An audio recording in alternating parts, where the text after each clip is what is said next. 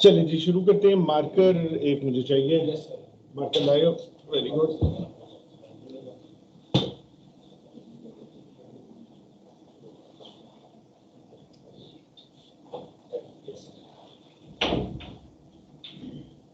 नजर आ रही है? ठीक है। अच्छा, तो लास्ट टाइम हम लोग कैशेस हमने स्टार्ट की थी और हमने एक लाइब्रेरी की एग्जांपल ली थी कैशेस की वर्किंग को समझने के लिए। और ये था कि बजाय इसके कि आप हर दफा एक बुक लाइब्रेरी में जाएं, एक बुक इशू करवाएं, वापस अपने घर लेके आए, उसको पढ़ें, फिर उसमें कोई चीज़ ना मिले, फिर लाइब्रेरी जाएं, बजाय इसके कि आप ये करें, आप ये करें कि जो टॉपिक आप जिस पर काम कर रहे हैं उससे मिलती जुलती जो 5-6 किताबें हैं उस टॉपिक पे, उनको इकट्ठा इशू करवा के अपने घर। तो उसमें ये होगा कि अगर उस टॉपिक पे एक किताब में आपको कुछ नहीं मिलेगा तो हो सकता है जो 4-5 किताबें आपके और उसी टॉपिक पे ये होंगी, उनमें वो डेटा आपको अवेलेबल हो जाएगा। ठीक है। तो कैशेस भी बिल्कुल इसी तरह से ही काम करते हैं, बल्कि कैशेस से पहले अगर हम बात कर लें रजिस्टर्स, तो रजिस्टर जो है कि आपको अपने प्रोसेसर के अंदर होता है। रजिस्टर क्या है? Books on your desk actively being used small capacity. ठीक है। तो सबसे पहले डेटा जो है जो प्रोसेसर एक्सेस करेगा वो रजिस्टर्स का होगा। रजिस्टर्स प्रोसेसर की स्पीड पे काम करते हैं, उसमें कोई स्लो नहीं होते, लेकिन ऑब्वियसली उनकी जो कैपेसिटी है वो बहुत कम है और लेकिन सबसे ज्यादा यूज यही होते हैं। आपने प्रोग्रामिंग में इसमें पढ़ लिया 32 रजिस्टर्स हैं आपके पास, बल्कि यूजेबल शायद 30 हैं या 25 हैं, कुछ फिक्स्ड हैं। तो उसकी वजह से आपके जो है इसमें सारा डेटा तो नहीं आ सकता। उसके बाद नेक्स्ट लेवल आपके पास कैशेस का आ जाता है। तो कैशेस को अगर हम लाइब्रेरी से मिलाएं तो ये आपकी एक बुक शेल्फ है। ठीक है। जिस तरह से एक बुक शेल्फ आपने रखा हुआ है और उस बुक शेल्फ के अंदर बहुत सारी किताबें हैं उस टॉपिक से रिलेटेड। तो moderate capacity, pretty fast to access. So caches का भी हम कोशिश यही करते हैं कि ये प्रोसेसर की स्पीड के ऊपर ही एक्सेस हो जाए। ठीक है। और कैश जो है ये होती यानी प्रोसेसर की जो चिप है उसी के अंदर ही फिजिकली कैश होती है। ये जो आप एक प्रोसेसर खरीदते हैं कैश इसके अंदर ही होती है फिजिकली। ठीक है। एंड सो ये आपकी कोर है, जो भी core i5 whatever, and it is connected to your caches. ठीक है। उसके बाद इससे आप नीचे चले जाएं तो then you get to main memory. तो मेन मेमोरी को आप लाइब्रेरी के तौर पे देख सकते हैं। ठीक है। ये मेन मेमोरी है। It is very big, holds almost all the data but also very slow. उसमें आपके प्रोग्राम का सारा डेटा होगा, लेकिन ऑब्वियसली ये उससे बहुत स्लो होगी compare to cache. So main memory will be off chip, that means कि वो आपके मदरबोर्ड पे होगी। रैम कैपेसिटी ज्यादा होगी लेकिन स्लो होगी। और फिर उससे नीचे आपके पास होगी आपका डिस्क। ठीक है। और डिस्क जो है वो very slow but hopefully very uncommon.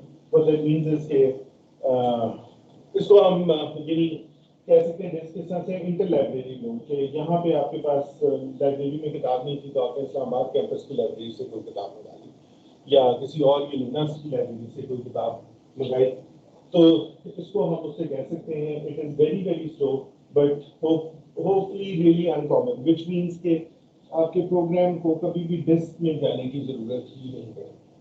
Programme जब भी रन होगा वो रैम और कैशेस के अंदर ही रन हो जाएगा, यहाँ तक हार्ड ड्राइव तक वो कभी भी नहीं होगा। तो ये हमारे डिफरेंट लेवल्स होते हैं, registers, caches, main memory and disk. इसको फिर आगे हम देखें मेमोरी हायरार्की को। सो CPU है, then we have M1, अभी इसमें डिफाइन नहीं किया हुआ, मेमोरीज है डिफरेंट लेवल, मतलब कैशेस भी हो सकते हैं, रजिस्टर्स भी।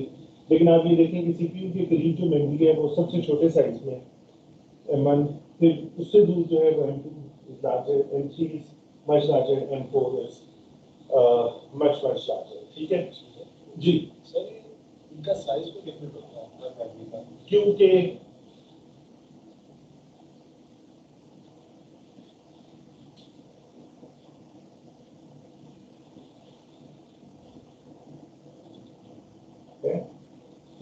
small memory means it's going to be fast and it's going to be expensive. Big memory means it's going to be slow and it's going to be cheap. Okay. So अगर small memory को मैंने वही size रखना है, big memory का है तो बहुत महंगी हो जाएगी, कोई अफोर्ड नहीं कर सकेगा। नंबर 2 बात ये कि वो स्लो हो जाएगा, ठीक है। तो हमने इसको, ये जो मेमोरी है इसको तेज रखना है कि ये सीपीयू के साथ कम्युनिकेट कर सके, ठीक है। अगर मैं इसको बड़ा कर दूंगा तो ये स्लो हो जाएगी, फायदा मुझे कोई नहीं जाएगा, फिर मुझे हायरार्की की जरूरत ही नहीं है, मैं डायरेक्ट इस मेमोरी को इससे कनेक्ट कर दूँ, बस बाकी खत्म हो जाएगी। तो मेरी बस होनी चाहिए, तो हम क्यों हायरार्की करेंगे, इसीलिए कि we want this to be fast. So latency पे भी हम बात कर लेते हैं। सो ये अब एक्चुअली एक कंक्रीट एग्जांपल है हमारे पास, ये बस ये अच्छा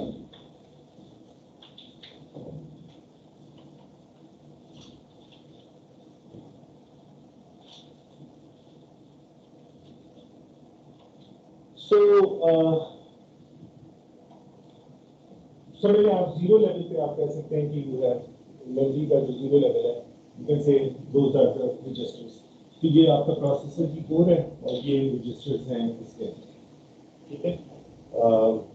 उसके बाद हमारे पास है फर्स्ट लेवल है प्राइमरी कैशेस। प्राइमरी कैशेस में क्या है, आपके पास इंस्ट्रक्शन कैश है, डेटा कैश है, ठीक है।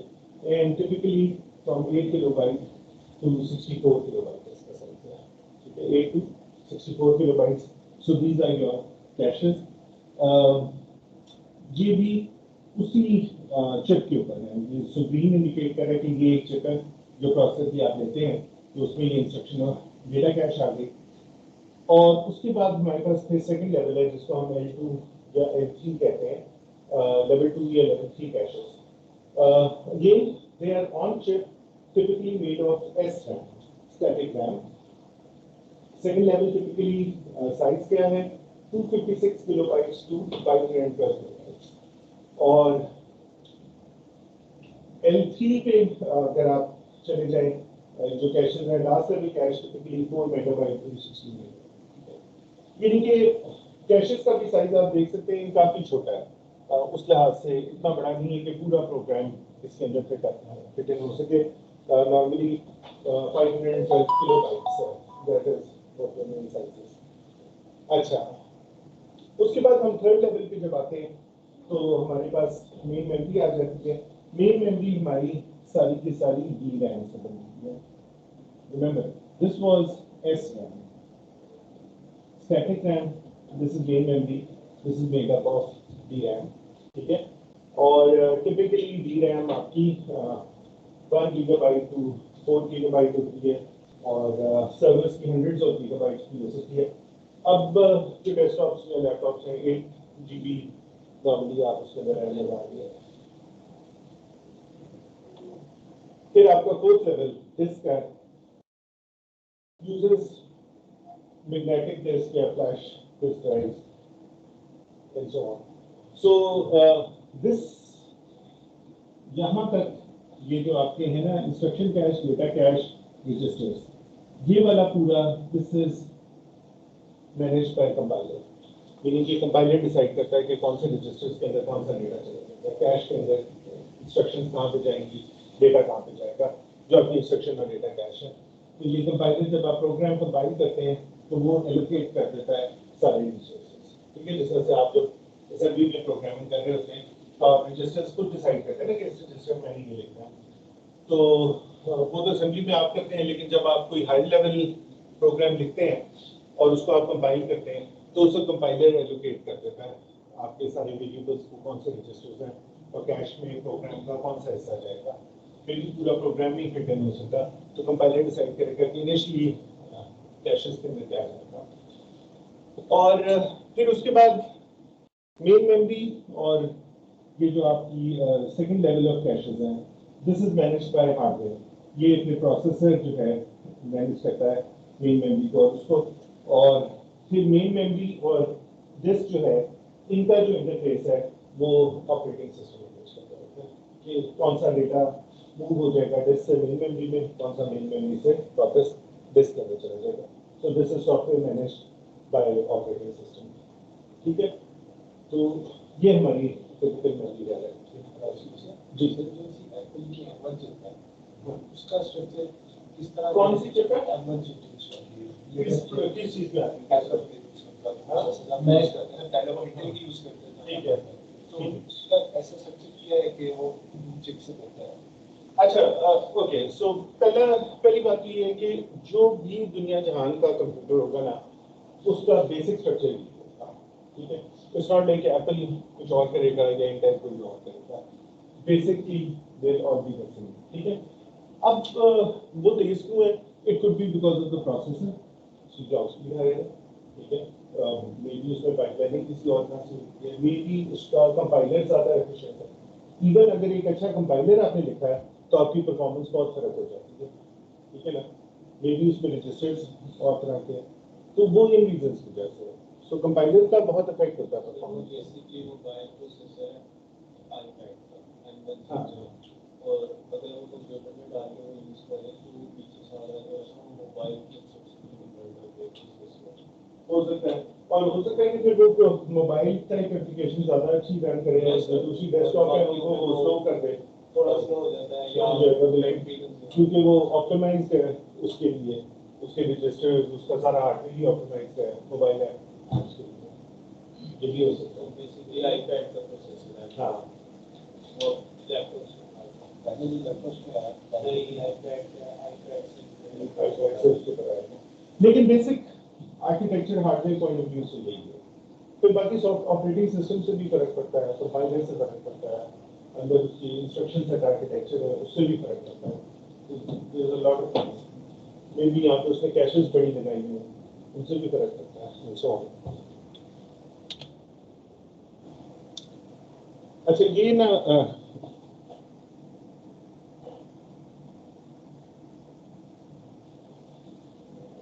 सो alright, this is the original 486 ये आपकी पैदाइश से पहले का फर्क है, ऐसे आपको इसमें परेशान होने की जरूरत नहीं। But anyway, this was 486. It had a 8 kilobyte instruction and data cache. This is Core i7 जो आपका लेटेस्ट है। ठीक है, Core i7 का अगर हम अंदर से आर्किटेक्चर देखें तो ये इसकी 4 कोर्स हैं। ये यानी ये वो डेटा पाथ है जिसमें आपकी इंस्ट्रक्शन चलती है, पाइपलाइन होती है और सारा कुछ। हाँ, ये कोर के अंदर यहाँ पे आपके सारे यूनिट्स है ना, ALU जो हमने पढ़े हैं, जितना कुछ भी अभी तक हमने पढ़ा है हार्डवेयर में, जो डेटा पाथ ऑफ कंट्रोल है वो सारा इन कोर्स के अंदर है। तो 4 कोर्स में डुप्लीकेट नहीं है, they are all identical but there are 4 of them. So आप अपने प्रोग्राम को 4 हिस्सों में डिवाइड करके एक एक हिस्सा इनको दे सकते हैं। लेकिन जैसे हमने पाइपलाइनिंग में पढ़ा था कि हर चीज बैक वक्त नहीं चल सकती, पैरेललाइज नहीं हो सकती, हैजर्ड्स की वजह से। ठीक है ना, तो उसी तरह से चारों कोर्स हर प्रोग्राम को पैरेलल में यानी 4 हिस्सों में पैरेलल में कई दफा आदमी चला सकते हैं, क्योंकि अगर आप रिजल्ट्स के लिए वेट कर रहे हैं तो पहले एक कोर कंप्लीट करेंगे अपना काम, तो फिर अगला कोर चलेगा। But so these are the cores. और उसके बाद जो है ये हिस्सा इस कोर के अंदर, this is 256 kilobyte L2 private cash, यानी कि ये जो है ये वाली कोर को इस कैश को भी यूज करेगी। प्राइवेट से मुराद है कि इस कैश को बाकी कोर्स जो हैं वो एक्सेस नहीं करेगी। ठीक है, ये कैश सिर्फ इस कोर के लिए, चाहे वो इंस्ट्रक्शन है चाहे वो डेटा है। दूसरी तरह से हर कोर में ये कैश है, इसकी ये दो इस तरफ है और ये दो उल्टी लगी हुई, ये कैश है। अच्छा, और उसके बाद ये लेवल 3 जो है कैश है, ये 8 मेगाबाइट की है। ये नीचे सारा जो आपको नजर आ रहा है, this is all memory and this is share, which means कि चारों कोड्स इस कैश से डेटा निकलेंगे, या इस कैश में डेटा लिखा सकते हैं इंटरनली। तो ये है इंटेल का आर्किटेक्चर, कोर आई 4 जो है, i7 4 कोर, और chips today are 30 to 70% cash का एरिया। यानी पूरी चिप पे प्रोसेसिंग वगैरह तो आप निकाल दें तो तकरीबन आपको 50% से कैश के लिए चिप के ऊपर एरिया होता है। इस वजह कैश की कॉस्ट भी 50, चिप की जो टोटल कॉस्ट है उसकी 50% कॉस्ट सिर्फ आप कैश के लिए देंगे। कैश इस हद तक इम्पोर्टेंट है। तो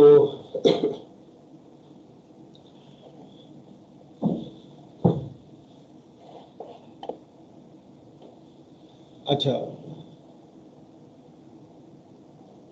अच्छा, बाय द वे, वैसे मैं जब अमेरिका में था और इंटेल में जॉब कर रहा था तो इसी पेंटियम टीम के भी था, and I was designing the level 0 cash. ये वाला जो हिस्सा है, ये मेरी रिस्पांसिबिलिटी था, लेवल 0 कैश। तो बट एनीवेज कैश जो है वो क्वाइट इंपॉर्टेंट।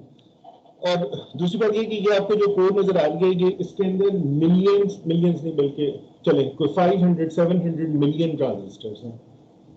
ये सारे, ये बनी भी इतनी सी है, बट इसके अंदर वही बात है कि एक बिट को स्टोर करने की एक फ्लिप फ्लॉप चाहिए आपको।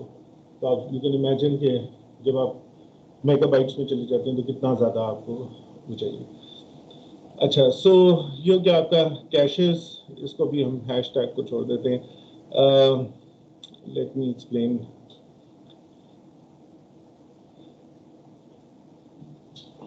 एक सेकेंड,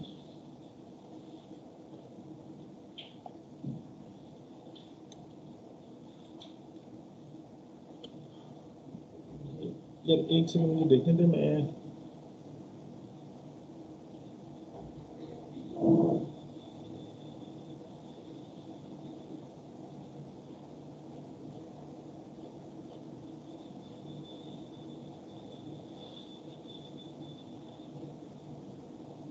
अच्छा चलें, इसको हम थोड़ा समझने की कोशिश करते हैं।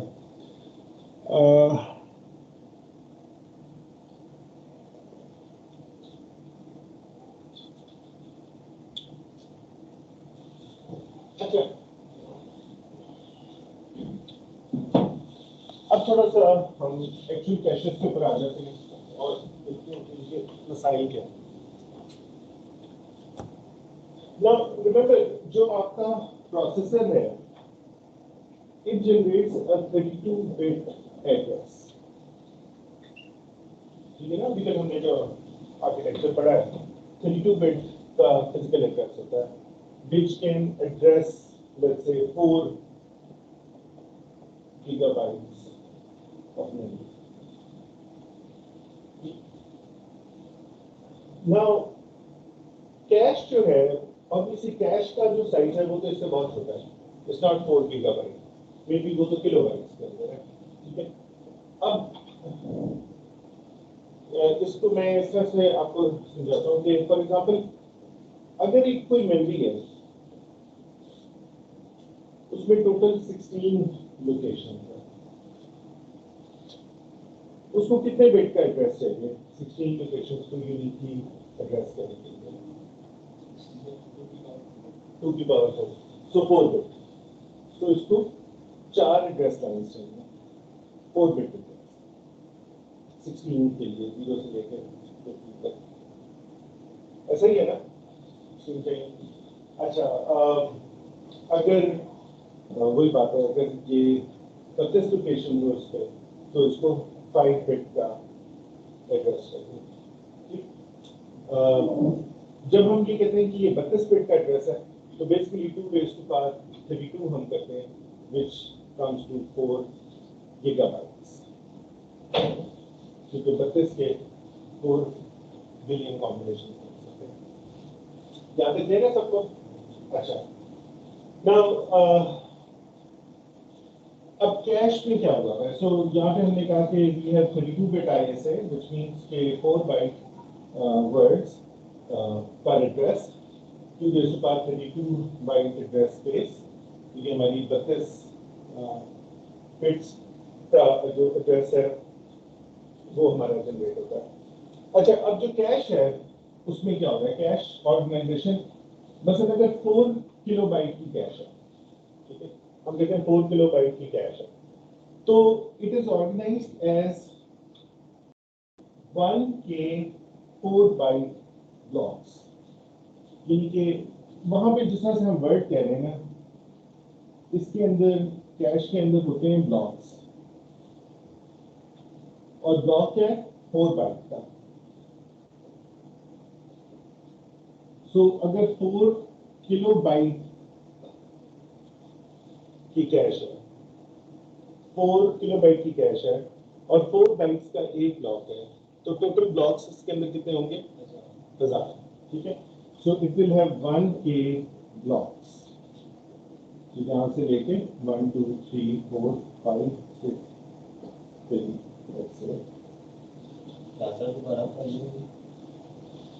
कैश किस तरह से ऑर्गेनाइज होती है? कैश के अंदर जो बाइट्स होते हैं ना, उनके हमने ग्रुप्स बनाए रहते हैं। उस ग्रुप को जो है हम लोग कहते हैं ब्लॉक। ठीक है, तो कैश के अंदर डेटा किस तरह एक्सेस करते हैं? Blocks. You call a block. तो ब्लॉक क्या है? ब्लॉक बेसिकली यानी ब्लॉक इससे बड़ा भी हो सकता है, लेकिन फिलहाल जो हम पढ़ रहे हैं वो ये कि 4 बाइट का एक ब्लॉक है।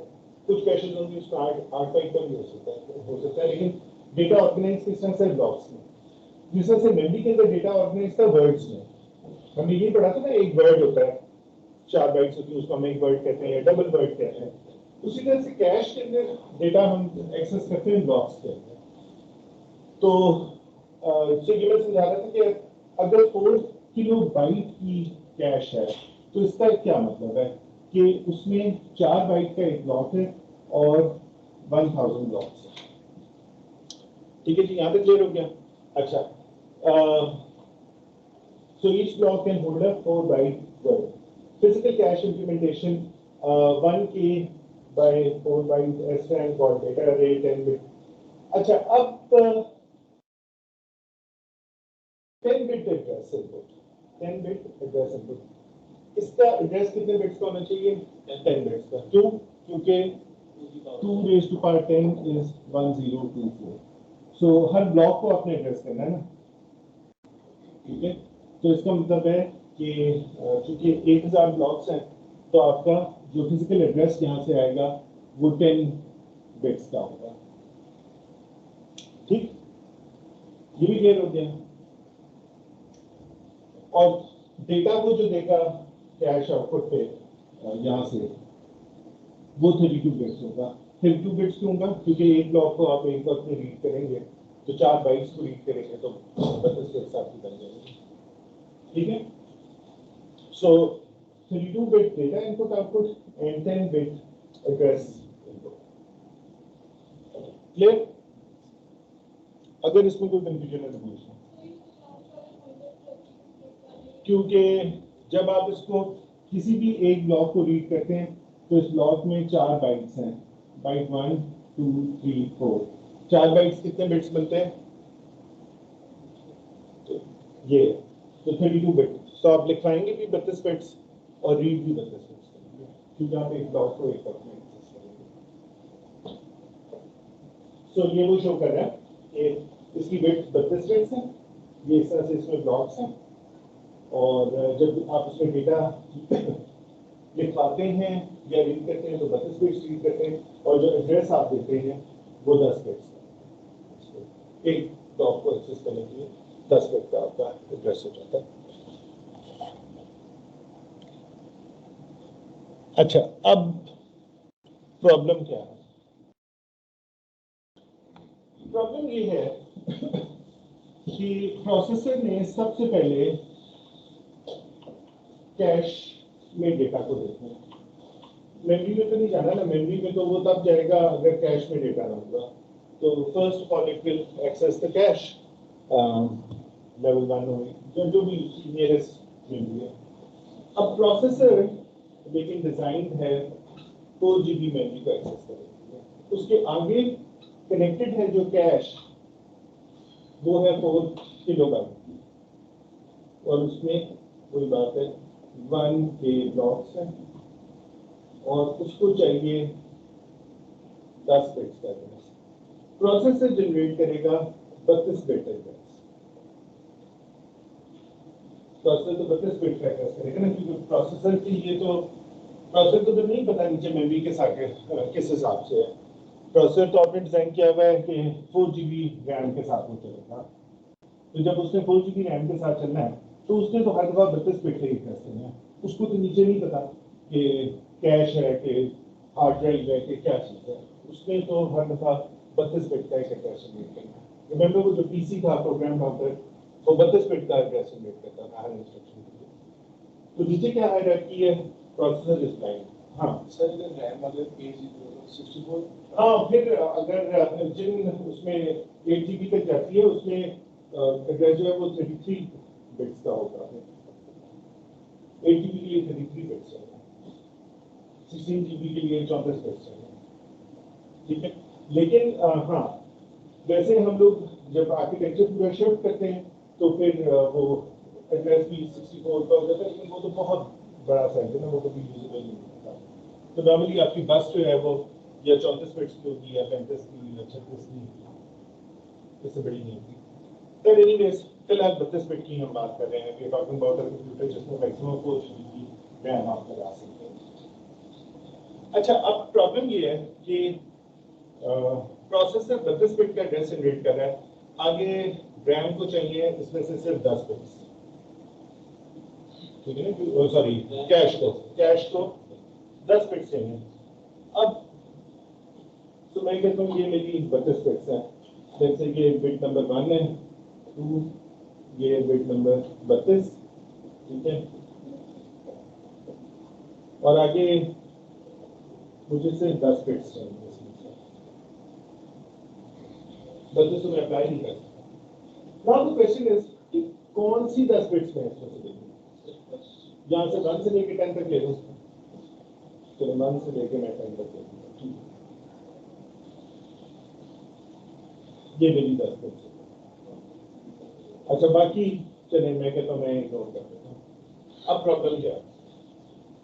प्रॉब्लम ये कि इसको हम समझते हैं एक एग्जांपल से कि लेट्स से गली है, उसमें घर है, ठीक है ना। घर जो है उनके 200-300 घर है, ठीक है। तो एड्रेस जो है अगर मतलब 300 घर है तो 250 उसके एड्रेसेस 1 से लेके 300 तक जाएंगे ना, ऐसे ही है। अब मैं अगर ये कहूँ कि मसलन एड्रेस था 256, हाउस नंबर है 256, ठीक है। अब मैं कहूँ यार ये तो 3 डिजिट्स हैं, मैं सिर्फ इसका ना ये वाला डिजिट दे दूंगा, ठीक है। जो हमने यहाँ पे किया तो पहली 10 डिजिट। हाँ जी, आप कौन हैं? और आप इनका लैपटॉप ले भी देते हैं, ठीक है। जैसे मैंने कहा कि यहाँ पे ये 10 बिट्स हैं, ठीक है। अच्छा, अब घर का जो पूरा एड्रेस था जो डाकिए को खत पहुंचाने के लिए चाहिए वो था 256, ठीक है। और आपने कहा कि यार 256 तो मैं नहीं लिख सकता, मैं सिर्फ 6 लिख देता हूँ। अब जब आपने खाली 6 लिखा तो क्या डाकिया सही घर पे पहुंच सकता है? नहीं पहुंच सकता ना, क्योंकि 256 भी है, 236 भी हो सकता है, 136 भी हो सकता है, खाली 6 भी हो सकता है, ठीक है ना। तो इसका ये मतलब है कि ये यूनिक नहीं होगा। यूनिक जिन घरों के एंड पे 6 आता है उस तरह के में से 20 मुख्तलिफ घर हो सकते हैं जिनके घरों पे 6 आता है। तो अगर मैं खाली 10 बिट्स को देखना शुरू कर दूं तो ये एड्रेस तो यूनिक नहीं होता। इसके मैं एमएसपी देखूं या एलएसपी देखूं, जो भी देखूं, लेट्स से खाली 10 बिट्स है, what about the remaining 22 bits? जब तक मैं रिमेनिंग 22 बिट्स को नहीं देखता मुझे किस तरह पता है कि कैश में जो डेटा पड़ा हुआ है वो सही है या गलत है? क्योंकि जब अगर मैं खाली 6 देख रहा हूँ तो जब मैं लिखवा रहा था तब मैंने मे बी 6 जो था कैश में किसी 6 की लोकेशन पे लिखवा दिया, उस वक्त जो एक्चुअल डेटा था वो 256 था। अगली दफा 6 की लोकेशन से मैं रीड कर रहा हूँ, मुझे पता ही नहीं ये 136 है, ठीक है ना, लोकेशन तो वही है, 6 बिट्स तो वही है, लेकिन प्रोसेसर ने वो एड्रेस नहीं जनरेट किया था, सिर्फ आखिरी डिजिट मैच हो गया। Now I am getting the wrong data, क्योंकि मैं 256 का डेटा रीड कर रहा हूँ, उसको प्रोसेसर को दे रहा हूँ, जबकि प्रोसेसर ने 136 मंगा रहा था, लेकिन चूंकि 6 कॉमन था तो मैंने तो गलत डेटा दे दिया। I have no way of knowing ये क्या है। अच्छा, इसको करने के लिए कैश में इस मसले को हल करने के लिए क्या किया जाता है, ये बेसिक प्रॉब्लम है, ठीक है। तो हम लोग ये करते हैं कि हम लोग जो हमारी है ना, अभी आप इसको छोड़ दें, अच्छा चले हम अपने एड्रेस को इस तरह डिवाइड करेंगे, तो वो 10 बिट्स होगी थी, हमने कहा था हमें 10 बिट्स चाहिए कैश के लिए, ठीक है। 10 में से हमने कहा कि 2 बिट्स तो हमें चाहिए कैश के अंदर एक पर्टिकुलर बाइट को आइडेंटिफाई, क्योंकि 4 बाइट्स है ना, एक ब्लॉक में 4 बाइट्स है, तो 2 बिट्स तो सिर्फ इनमें से किसी एक पर्टिकुलर बाइट को एड्रेस करेंगे, ठीक है। बाकी 2 रह गई और बाकी रह गई 8 बिट्स जो है उसको हम लोग कह देंगे, नहीं 10 बिट्स, 10 बिट्स जो है वो इनमें से किसी एक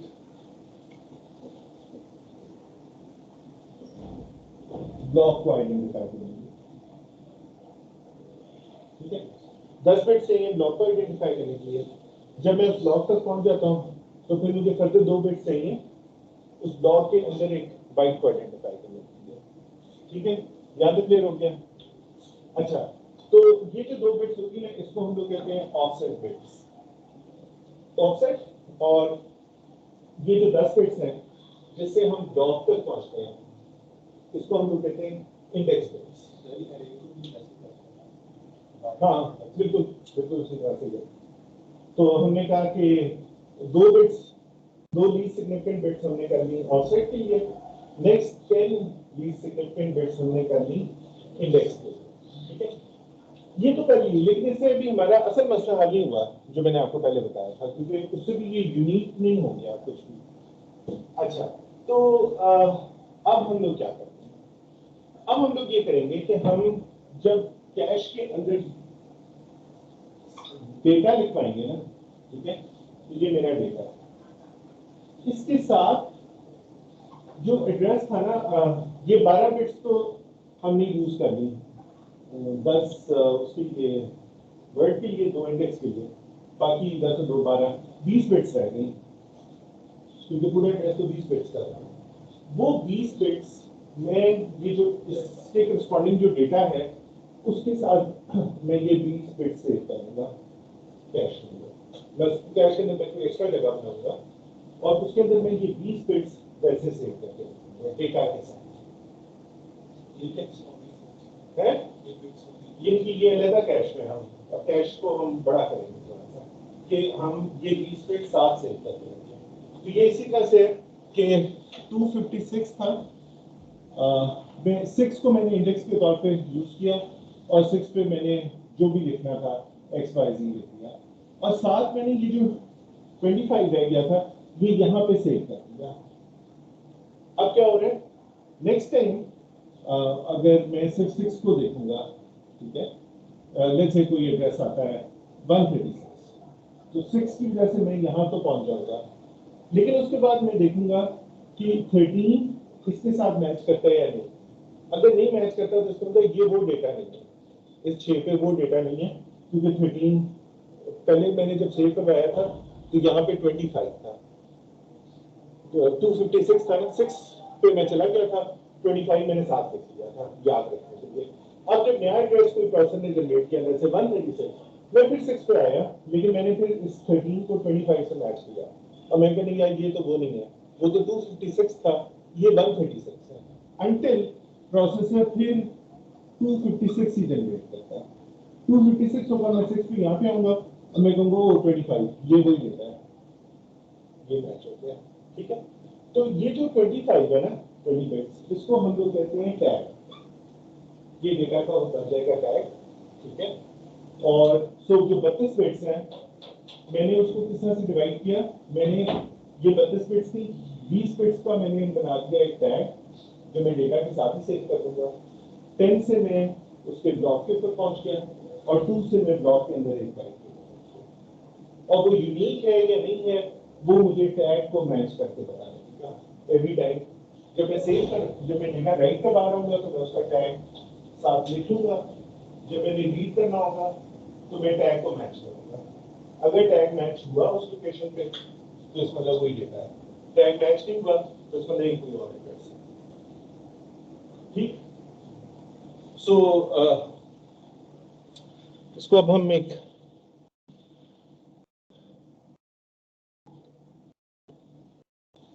so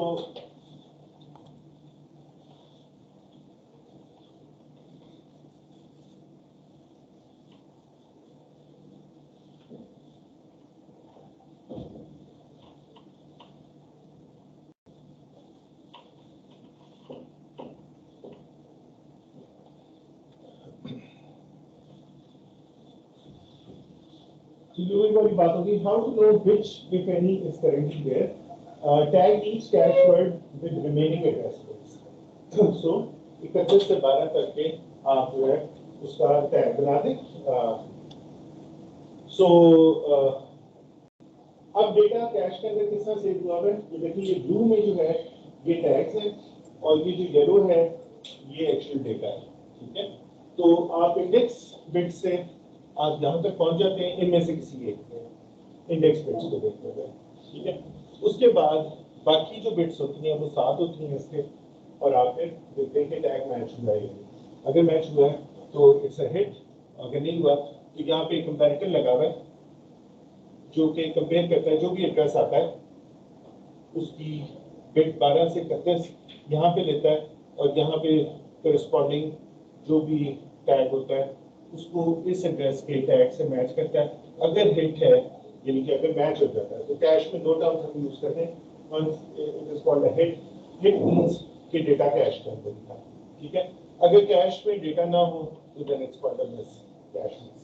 ठीक है, तो अगर टैग मैच नहीं हुआ उस लोकेशन पे तो देन यू से इट्स अ कैश मिस, आपके पास वो डेटा नहीं मौजूद उस इंडेक्स पे। उस इंडेक्स पे कोई डेटा है लेकिन वो किसी और एड्रेस पे है, उसका टैग नहीं मैच हुआ, तो you have a cache hit and a cache miss. So hit is when the tag matches, miss is when the tag does not match. तो ये क्या करता है कि build separate and parallel tag अरे और उसको टैग को मैच करें। अभी वैलिड बिट के बारे में सोचते हैं, forget about that. Look up algorithm, read tag indicated by the index bits. If tag matches and valid bit set, then hit, data is good. Else it's a miss, data is garbage, wait. Basically, if it's a miss, so then you go to the next level. यानी कि अगर level 0 cash में वो data नहीं है फिर आप level 1 पे जाएंगे, वहां पे यही काम करेंगे। लेवल 1 पे भी नहीं है तो एस रैम में जाएंगे, जब आप सॉरी डी रैम में जाएंगे, डी रैम में आपको टैग सेव करने की जरूरत नहीं क्योंकि डी रैम बहुत ज़्यादा गीगाबाइट की, तो उसकी दोनों लोकेशन भी नहीं है, तो फिर आपको डेटा वहां से मिल जाएगा। ठीक है, तो इसका ऑर्डर कैश मिस।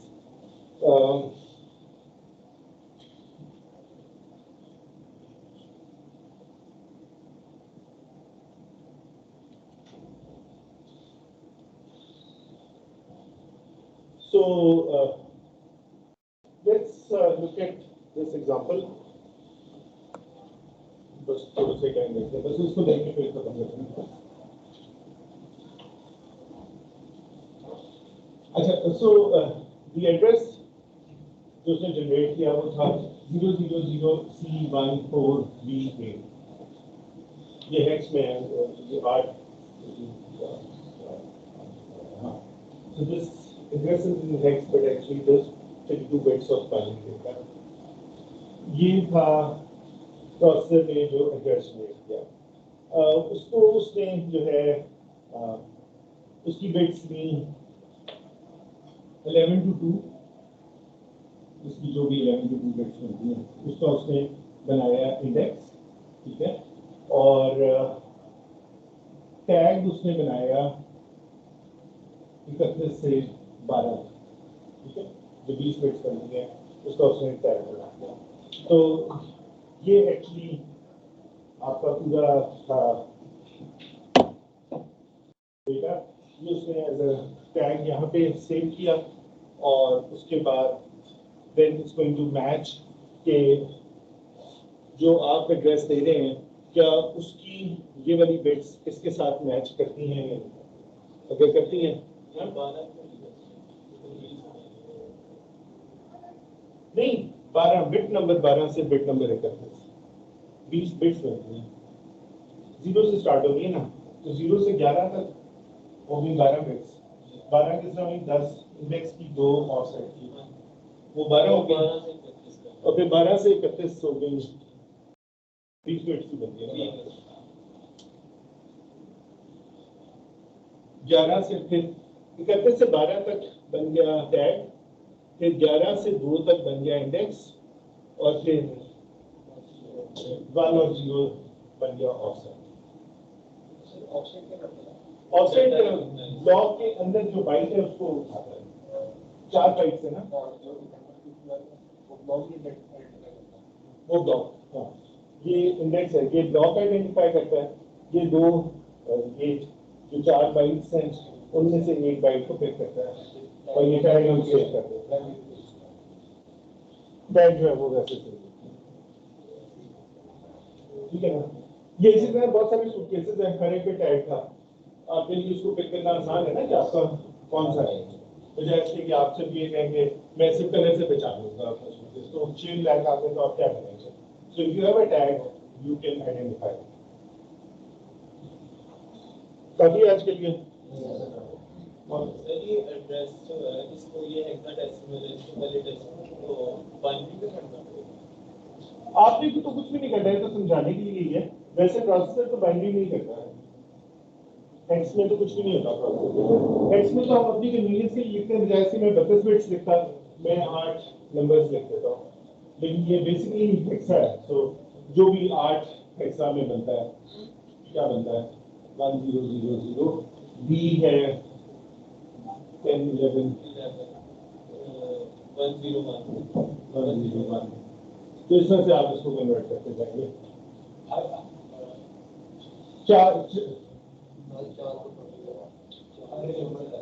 हर नंबर है तो सर ये x को कन्वर्ट नहीं कर सकते, वो तो मैजिक होता है। हाँ नहीं वो ऐसे सी को नहीं आप वो इंडिकेट कर लेंगे नंबर, हाँ एड्रेस है सेक्शन दिखा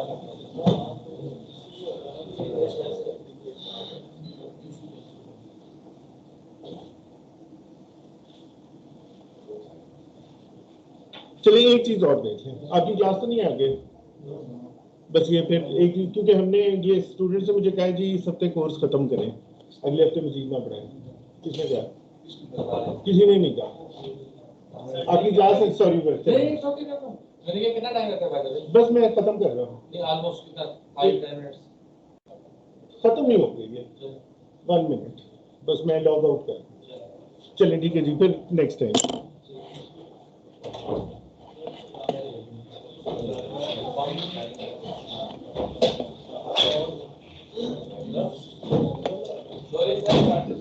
नहीं वो सॉरी मैं जरा ओवर टाइम हो गया है।